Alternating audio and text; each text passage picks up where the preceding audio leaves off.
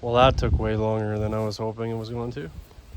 So I got 2, 3, 4, 5, 6, 7, 8, 9, 10, 11, 12.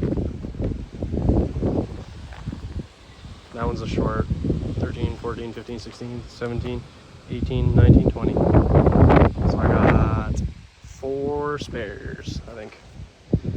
I don't know if I counted that right. I was trying to count through the camera.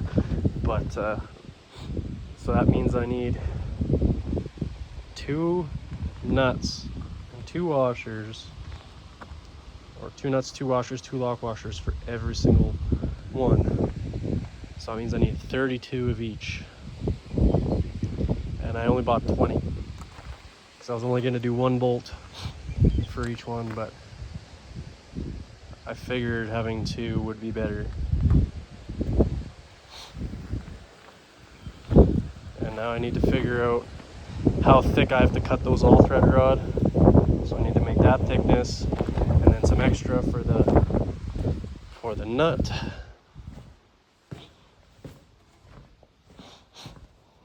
And then I got the nuts. I need to make extra for that, and a washer and a lock washer. I don't know if I got enough all thread rod now, since I did 2, but I guess I'll figure it out. I'm using these old cultivator shanks because I took apart another cultivator, and I got my mark where I have to cut it, and I want it on an angle like that so when the drum's coming around, it'll just scrape the mud off. So I just got to do a whole bunch of cuts, which I got a collection of the other halves. I don't know what I'm going to do with them, but we'll see.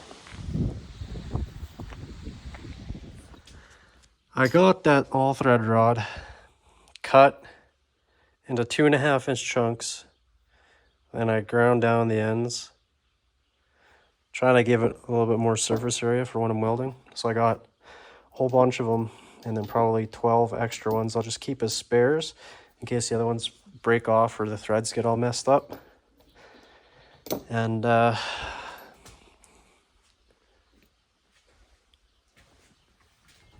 got one of the shanks inside, so there's a little bit of play, so I don't have to be extremely accurate, and a lot of play on the ones that I cut, which is fine. But I had an idea.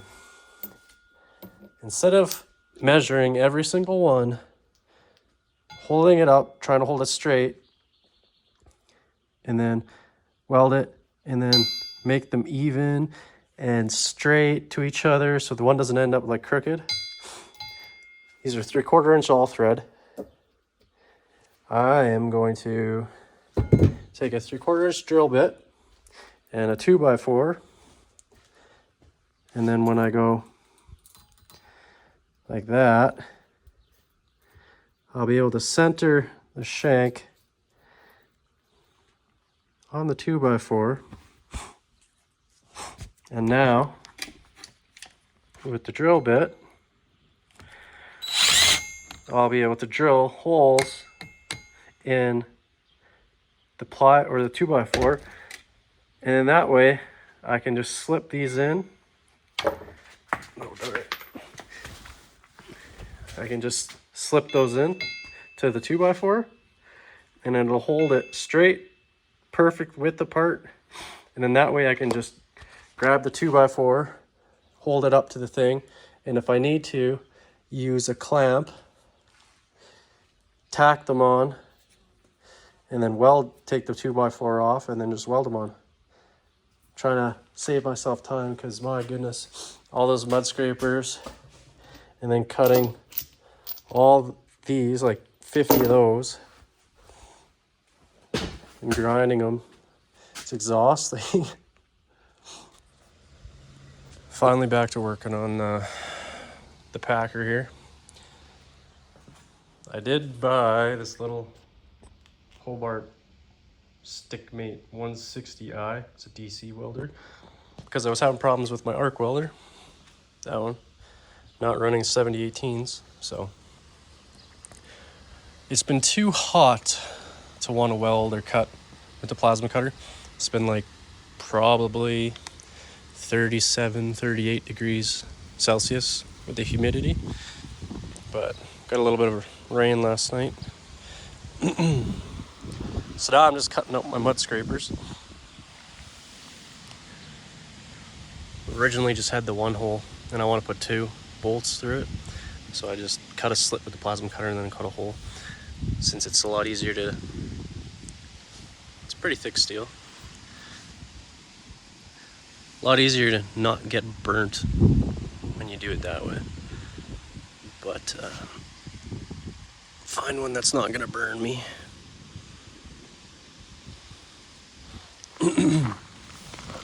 Well, anyways, what's gonna happen? This one's too short. It'll be on the underside. Well, I cut it the wrong angle too, but it's gonna be on the underside. And then I'll be able to come from the bottom and then put some all thread rod. Got a bunch of it. It's 3/4 inch. So I'll just take some of this, cut it into sections, probably that long, and then got some bolts, or nuts I should say. That way I can just thread them on. I did clean in the shop a little bit.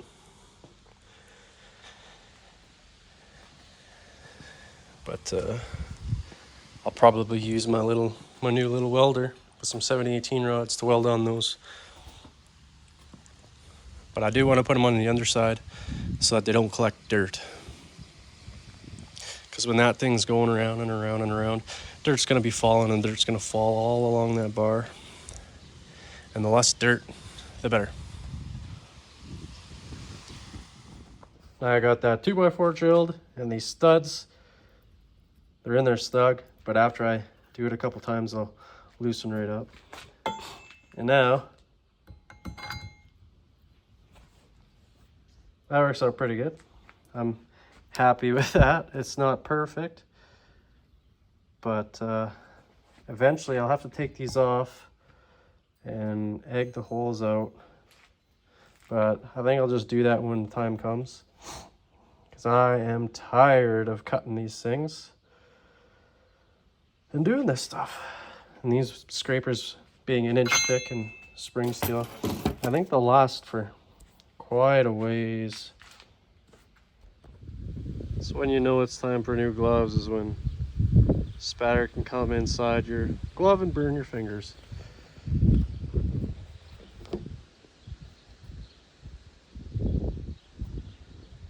Yep. But I have 4 scrapers on. Not really happy with how this has turned out.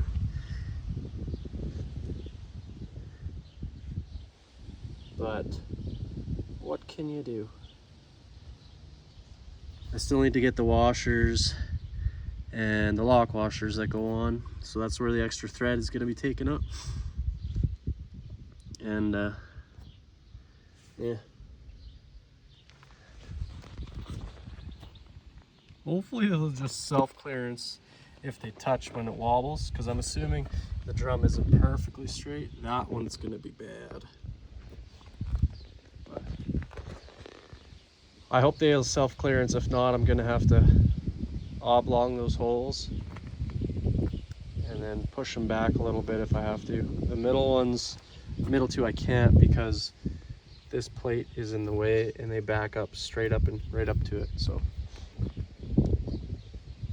I gotta do those 4 and the other 8 in the front.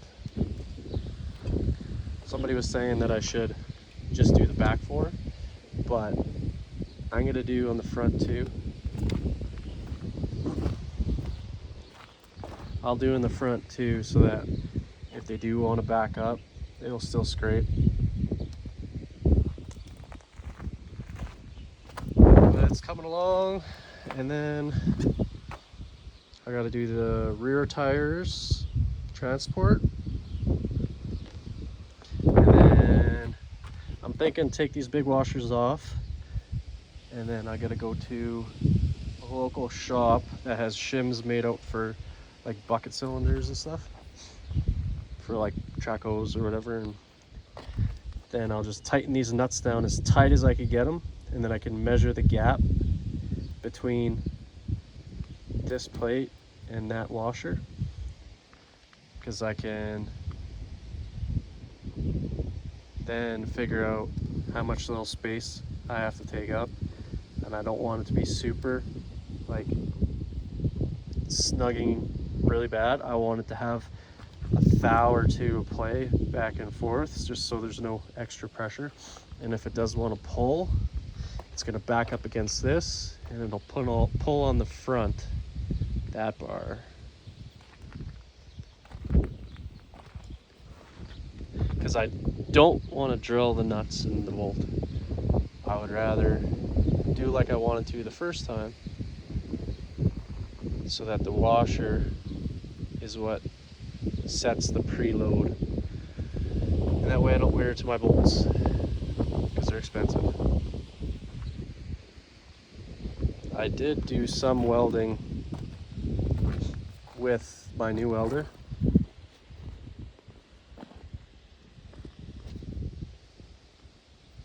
That right there, and then I did don't look at that. Yeah, I did some right there, but just laying it on top of each other. I built up this because I left it open, quite a big gap, and I just layered a bunch on top, just so when the cylinder pushes up against this, it's not going to want to pull it away. And I did the same down here. That was 160 amps. Flattened it off pretty good for being a welder that's like extremely small. Like, the thing's got a shoulder strap. It's not that much bigger than my hand. It actually can do pretty good. The auction that I bought it from, the old man, he was there and I talked to him for a bit. He said he has two welders. So he had that Hobart one that was brand new because he broke the first one. He had that Lincoln AC/DC 225, and he said the Hobart one was way better. It ran a lot smoother. So that's pretty cool. Now with that extra weight of those mud scrapers on the back, when I lift up the rear arm, the tongue will probably come up in the air now. So I had another idea. I was going to put like a box up here. So like take some metal grating and put some metal grating in the bottom of this, and then make a little lid. And then since I have extra mud scrapers and extra like bolts that hold it on, I could throw them in there. So if somebody does want to rent this or something and a mud scraper breaks or something, I don't know, I'll have extra ones in here, and it'll give extra weight and extra weight on the front. Because I don't know what I'm going to do about the tongue weight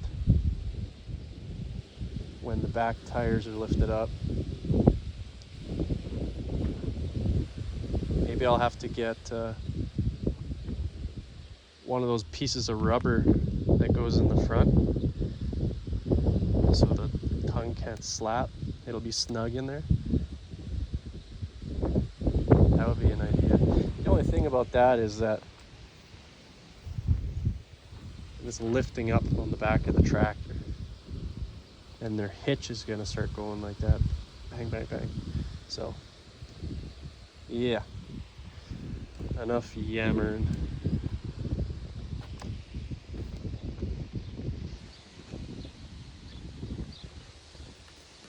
And I have a whole bunch left.